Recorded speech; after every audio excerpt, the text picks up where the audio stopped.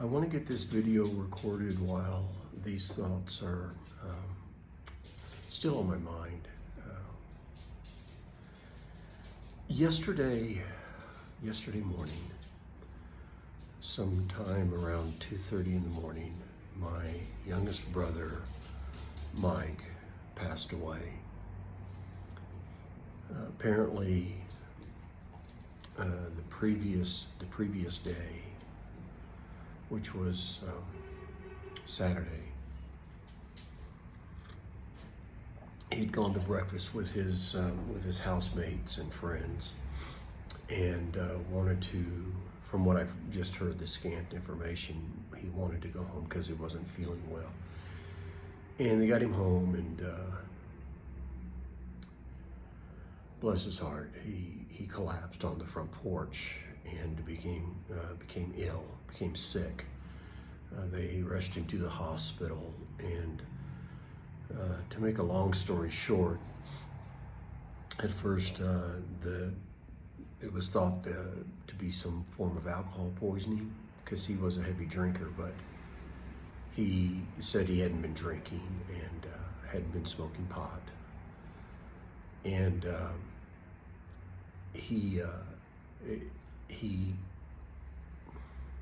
I don't know all the details. I believe, probably went into a coma, and it was determined that his body, his brain was swelling, and that his body was in fact completely consumed with cancer. And he was being transported from one hospital to another, one that probably had better facilities for that kind of thing. And on the way, he all but basically expired. I believe his brain ceased to function. And my sister and brother-in-law couldn't make it there in time, but they were on the phone with the doctor, and it was decided that it was best just to let him slip away rather than being artificially kept alive. And so he passed away sometime around 2:30 in the morning. It would have been about 4:30 my time, just about the time I was getting up.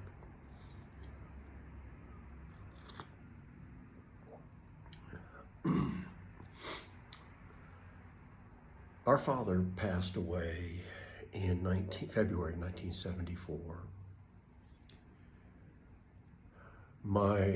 Our mother passed away in, I believe it's, let me think here, make sure I got it right, September or October of 2010. I don't recall the specific month. It was shortly before what would have been her 90th birthday. So Mike's passing is the first of the siblings to go.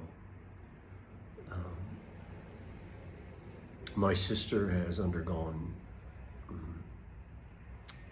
several cancers and has recovered from those cancers. One I think was breast cancer, maybe another cervical cancer, I'm not sure. My oldest brother, he has been fighting a bone cancer for the last 10 years or so. He is in remission, but his health is very poor. And then my younger brother, a couple of years ago, I believe it was, he and I haven't spoken in, we spoke recently, but it'd been almost 10 years since we'd spoken. He'd had a stroke. He suffered a stroke. I understand that he was taking a diabetic medication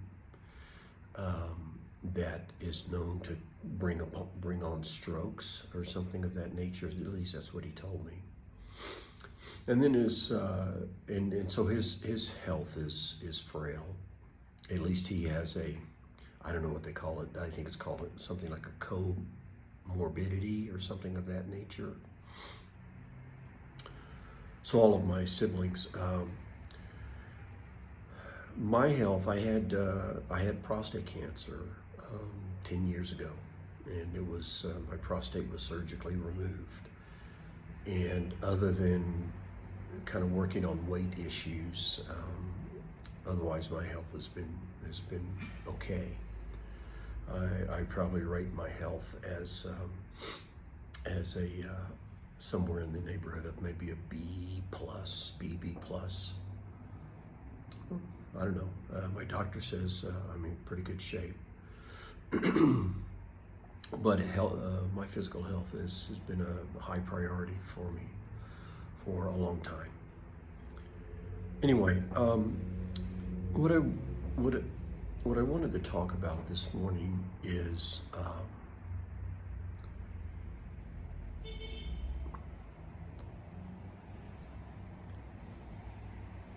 not so much the sadness I feel over the passing of my youngest brother.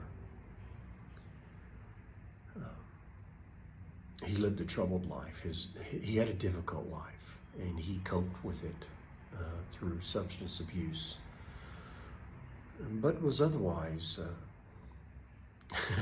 I don't want to know. I was going to say otherwise he was healthy. He was not. He was very unhealthy, and his coping mechanisms were predictable. But I will miss him. He was endeared to our family. I know he loved my family. He loved my kids, and my kids showed him respect when they saw him on occasion.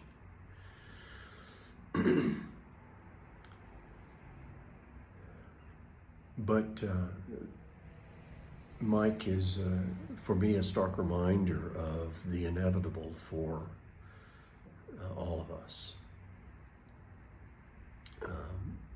I'm very conscious, I'm very aware of the fact that, I'm in line. I'm in the short line here in Ecuador. The elderly are respected in some ways, and not so much in others, but in some ways. And one of those ways is that you get a special line at the grocery store or the bank, where you go in. If you happen to be elderly, you just go get in a special line, and it's usually a short line. I'm in the short line of life right now, and I've come to grips with that. I am doing everything I can to live I don't want to say productive. I mean, I'm doing everything I can to live a healthy life. I'm trying to shed all the fears and the anxieties, all the baggage of my past, and trying to find a zone in which I can live that allows me to enjoy life. Living here in Cuenca, Ecuador has been a huge, huge benefit financially, mentally, friendship-wise. The motto of the city is tranquilo, and that's exactly how it is. You just you can chill.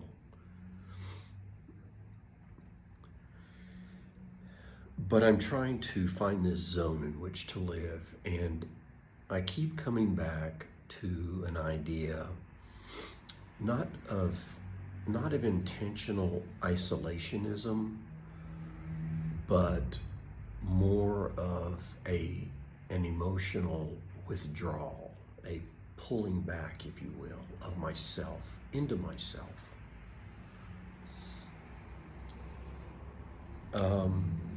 Because, well, even though I have my anxieties, I have my troubles, my difficulties, my ghosts from the past that haunt, still, I enjoy my own mind. I enjoy my own thoughts. I enjoy my skepticism. I enjoy my thinking process. I enjoy the fact that I know how to learn. And I find it really, really frustrating when people present to me absurdism. not the absurdity of life in the way that Albert Camus thought of it, but absurdisms in the sense that you honestly expect me to believe that? You know, one of my brothers that I mentioned, the one right below me, the younger, he's got this belief system that he believes that God talks to him directly and gives him specific instructions, or no, maybe not specific instructions, but tells him shit. I don't know how he would frame that. And it just so happens that the shit that this God tells him is about how I don't know what term, how ugly other people are, but you know, but the application of that doesn't seem to apply to him directly, just to other people, me specifically. Oh, I got a little sidetracked on that, but I find that my inner self is a good place to be. As I said, I enjoy learning. I enjoy experiencing. I enjoy intellectual exercise. Let's put it like that. I will intentionally read or watch videos that are above my educational level in an attempt to try to grasp information that I don't currently possess. Over the last, specifically the last 15 years of my life, I have spent dedicated time studying science and philosophy and religions again, in the sense that I approach those with an open mind and try to see if they actually line up with reality. Anyway, so all of that to say that this idea of pulling back, this idea of one person, or maybe there's a whole philosophy around this, I don't know, but is that of a quiet transformation. Not telling your life story every time you open your mouth, but instead just inwardly working on yourself, doing self-care, making sure you're keeping your priorities right, making sure that you're not falling into some form of absurdism, like religion or you know, other things, conspiratorialism, catastrophizing, apocalypticism, things of that nature. I have to it used to be a real struggle for me to resist those kinds of ideas, but the more I've practiced at it, the more I realize that I've got a pretty good security system on my mind that doesn't let certain brands of nonsense in. That doesn't mean I won't that I'm rude to people. I'll give them a little bit of time to say what they got to say. But if they start going down the path of willful ignorance or even stupidity, I tend to just I don't have a whole lot of tolerance for that anymore in my life, and so I won't engage with them.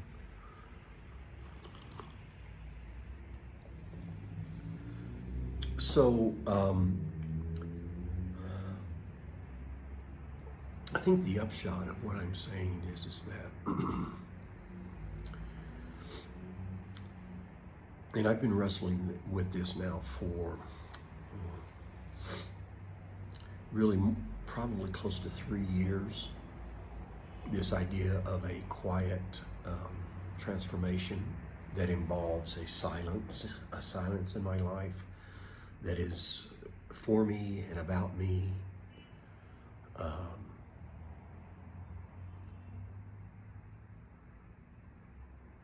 At this point in my life, I doubt very, very seriously that I'm going to find a friend who shares this occupation, who shares this predisposition. Um, and I'm trying to get to a point where I'm okay with that. I'm trying to get to a point. If you have spent your entire life seeking approval, learning the skill of self-affirmation, I think is the term. It takes a lot of effort. It takes a lot, because there's always that thing like, what is this person thinking of me? Do they want to be my friend? All that kind of stuff. So anyway, I'm just trying to teach myself to learn, pick up the skill, and be comfortable in my own skin, like who I am. And I think I know for a fact that more than any other time in my life, I do happen to like myself. As I mentioned, I like the way I think. It's not always right, but I think I got a pretty good grasp on how to think. But this idea of, let me just respond to myself emotionally. I've never had a better, a more mature grasp of my emotional self. And I think the passing of my brother was a good example of the fact that even though it's just very, very fresh, I checked in with myself. How do you want to feel about yourself? What do you really feel about his passing? When my mother passed, now 15 years ago, it was the first moment in my life that I truly grieved. I was practicing mindfulness at the time. I had a Buddhist meditation practice going on. I don't mean a public practice, I mean inward, privately I was practicing. And so I was learning to observe myself and learning to let happen what happens within me, but only for the purpose of observing. And when my mother passed, I remember I was up in Oregon and with her and with family, and I was driving from my sister's place into the town where my mom was. And I had to pull over to the side of the road, and for the very first time, even considering the fact that my father died in 1974, I don't recall crying for my father. My emotions were that deeply buried, but when I pulled over on the side of the road, I wept uncontrollably for, maybe a half an hour. But it was a good grief. It was an appropriate grief, and I let myself grieve. And then the next time, when I found out my oldest friend from Memphis, the boy, the man who had lived just 2 doors down from me, we'd both moved into the neighborhood the same summer, Ronnie Tyler. He had gone to bed one night and just simply not woken up the next morning. I had the great joy of visiting with him just 2 years previous, I think. I'd flown out to Memphis on a business trip and rung him up, and we spent a couple of days just hanging out, a couple of evenings hanging out together, reminiscing, of course, and all of that. But he went to bed one night and passed away in his sleep. I grieved very, very hard for Ronnie, because Ronnie represented, really, in some ways, the passing of my past.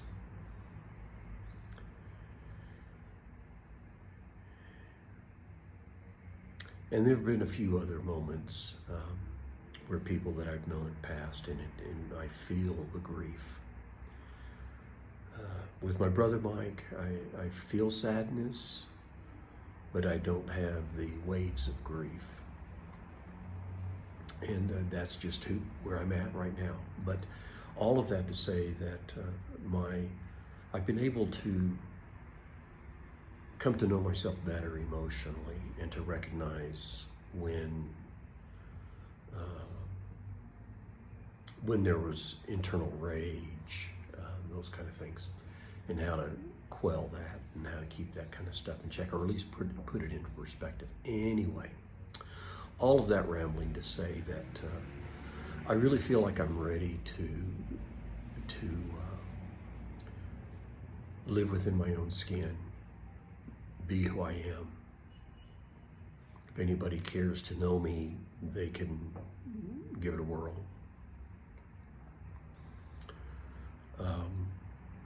I don't think it's a reaction to anything. It's just my pursuit, my ongoing pursuit that has been happening now very, very intentionally since I was about 60 years old. Wherein I formed this idea in my mind that I would focus on the concept of well-being within me as the center, and the three spokes that come from that hub, which are mental health, emotional health, physical health, and I focus on those things practically every single day. So if I feel, say, as an example, a bout of depression creeping in, I'm very, very aware of it. And I've thought about medications and that kind of thing, but I've had a conversation with my doctor, my primary physician here, she's very well educated in these things, and she and I both agreed that if I can manage it, I should manage it rather than using a narcotic, or not a narcotic, but whatever they call the psychotropic or whatever they call those drugs. And so I manage it. I have my bouts, but I get through my bouts. I have my slumps, but I come through my slumps. Same thing physically, just focusing on that physical well-being, keeping muscle mass going, and building that as much as I can. And really, I don't know that I've ever looked better physically in the mirror than I do right now, but still working on some remaining belly fat, which is almost always the key to health for an older man, and maybe even older women. But for an older man, it's really about belly health. You got to get that gut down. You can't look like you're 3 or 6 or 9 months pregnant. It's not going to do you any good. And then my mental health, of course, is always to be guarding what comes in, especially in a period of time in which media is like a fucking riot outside your brain every day. And you have to simply close the door and say, hey, guy, today I'm not rioting today, sorry. In spite of the fact that you have people like Donald Trump and evangelical MAGA supporters who are in a goddamn apocalyptic frenzy right now.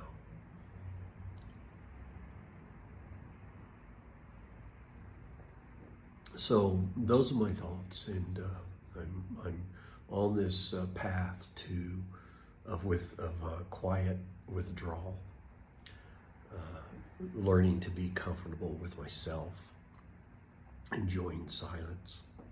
I'll pass on one quick other story. I was over at the pool hall. I shoot pool twice a week and practice once or twice a week as well.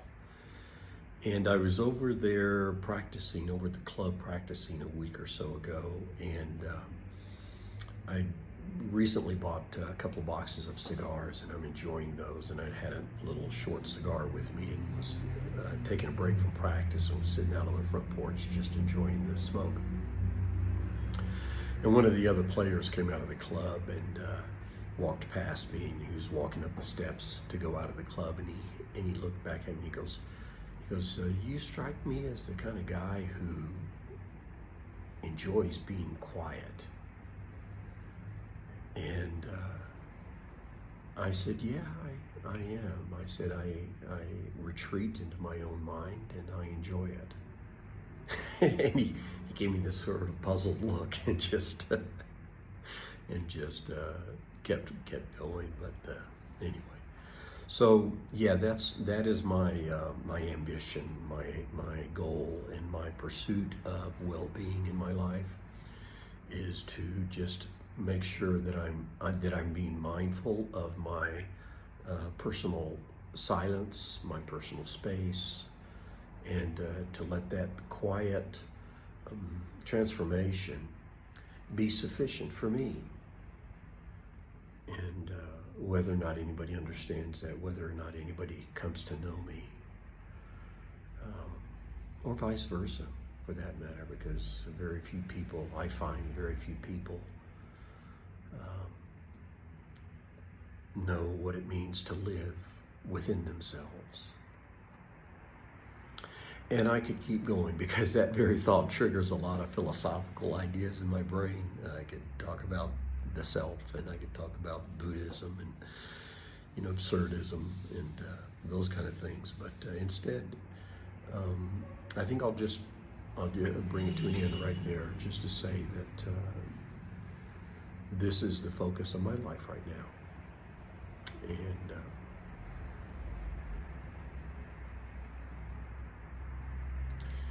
I would say in conclusion that the ultimate goal of my life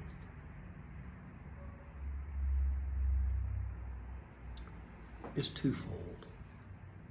One, to not die with my baggage.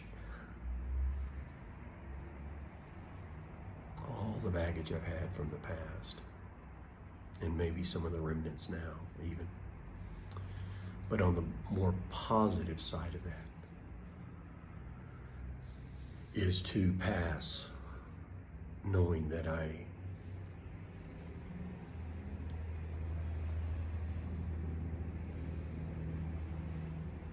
came to know who I am.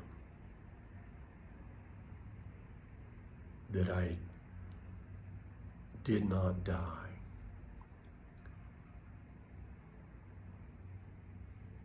being unaware or with a sense of personal ignorance, to know me, a random, arbitrary individual on a random, arbitrary planet in a universe, a cosmos beyond comprehension. Here I am, and I am me.